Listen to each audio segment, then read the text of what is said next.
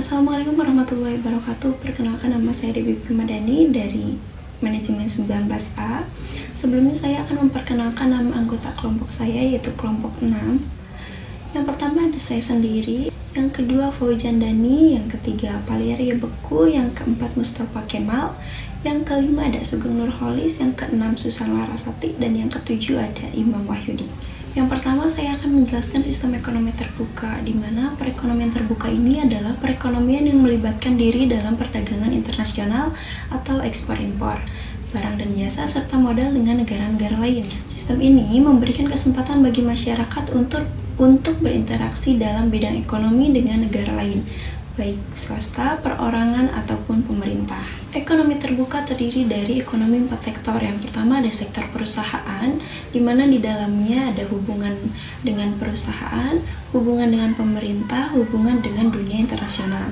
Yang kedua ada rumah tangga, berhubungan dengan perusahaan, berhubungan dengan pemerintahan, dan berhubungan dengan negara lainnya. Kemudian yang ketiga ada sektor negara lain, hubungan dengan rumah tangga, hubungan dengan perusahaan dunia internasional, dan yang keempat ada sektor pemerintah, di mana sektor pemerintah ini terdiri dari hubungan dengan rumah tangga dan hubungan dengan perusahaan pemerintahan.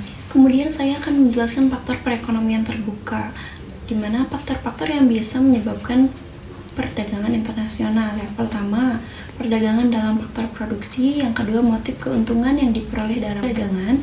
Yang ketiga, perbedaan dalam tingkat kelangkaan.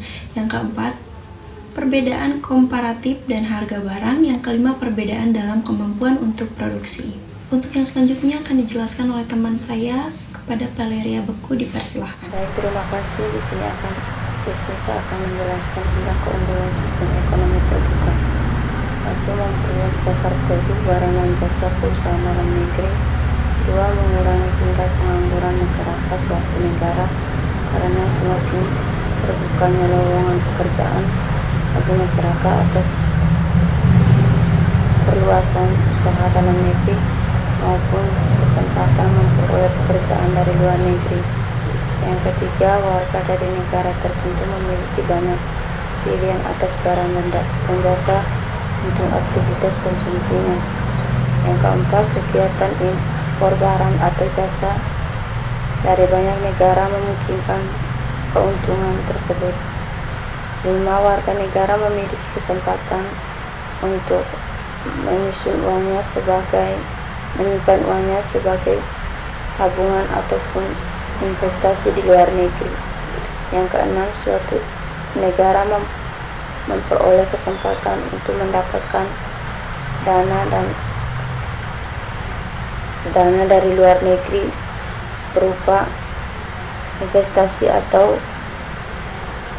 ataupun pinjaman dari negara lain ataupun lembaga keuangan dunia seperti World Bank dan IMF. 7. Dengan semakin bertambahnya relasi perdagangan akan semakin banyak persahabatan dari berbagai negara. 8. Memperkuat ketahanan nasional pada perdagangan. Akuntansi lainnya utama sistem pertahanan dan hubungan kerjasama yang baik akan memungkinkan bantuan untuk keperluan keseluruhan nasional yang semakin kuat. Selanjutnya, sirkulasi pendapatan sistem ekonomi terbuka. Perekonomian terbuka, pengeluaran agregat meliputi 5 jenis pengeluaran, yaitu 1. Pengeluaran konsumsi rumah tangga ke atas barang-barang yang dihasilkan di dalam luar negeri. 2. Investasi perusahaan untuk menambah kapasitas sektor perusahaan menghasilkan barang dan jasa. 3. Pengeluaran pemerintah ke atas barang dan jasa yang diperoleh di dalam negeri. 4. Ekspor yang pembelian negara lain ke atas barang buatan perusahaan-perusahaan di dalam negeri. 5. Barang impor, yaitu barang yang dibeli dari luar negeri. Lanjut, penyebab terjadinya sistem ekonomi terbuka. Faktor yang menentukan ekspor, impor, dan ekspor neto diantaranya selera konsumen terhadap barang-barang produksi dalam negeri dan luar negeri. atau harga-harga barang dalam dan luar negeri, kurs yang menentukan jumlah mata uang domestik yang dibutuhkan untuk membeli mata uang asing. Pendapatan konsumen di dalam dan luar negeri menyangkut ongkos angkutan barang antar negara.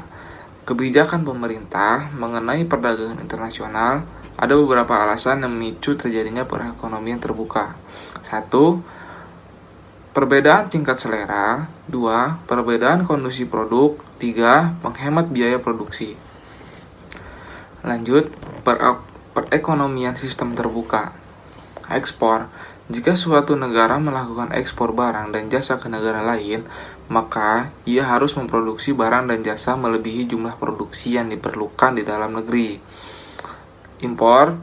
Dalam analisis makroekonomi, diasumsikan bahwa faktor yang mempengaruhi besar kecilnya pembelian barang dari luar negeri atau impor suatu negara adalah kemampuan membayar daya beli negara tersebut terhadap barang impor. Semakin tinggi kemampuan membayar, maka tinggi pula impor yang dapat dilakukannya.